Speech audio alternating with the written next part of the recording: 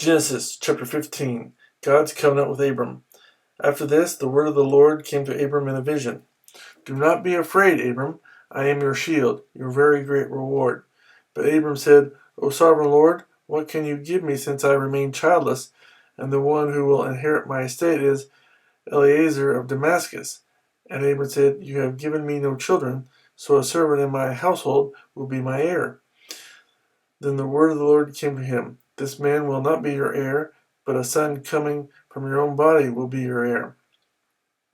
He took him outside and said, Look up at the heavens and count the stars, if indeed you can count them. Then he said to him, So shall your offspring be. Abram believed the Lord, and he credited it to him as righteousness. He also said to him, I am the Lord who brought you out of Ur of the Chaldeans to give you this land to take possession of it. But Abram said, O sovereign Lord, how can I know that I will gain possession of it? So the Lord said to him, Bring me a heifer, a goat, and a ram, each 3 years old, along with a dove and a young pigeon. Abram brought all these things to him, cut them in two, and arranged the halves opposite each other. The birds, however, he did not cut in half. Then birds of prey came down on the carcasses, but Abram drove them away. As the sun was setting, Abram fell into a deep sleep, and a thick and dreadful darkness came over him.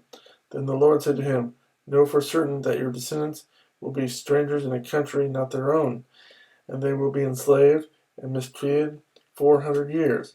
But I will punish the nation they serve as slaves, and afterward they will come out with great possessions. You, however, will go to your fathers in peace and be buried at a good old age. In the fourth generation, your descendants will come back here, for the sin of the Amorites has not yet reached its full measure. When the sun had set and darkness had fallen, a smoking firepot with a blazing torch appeared and passed between the pieces.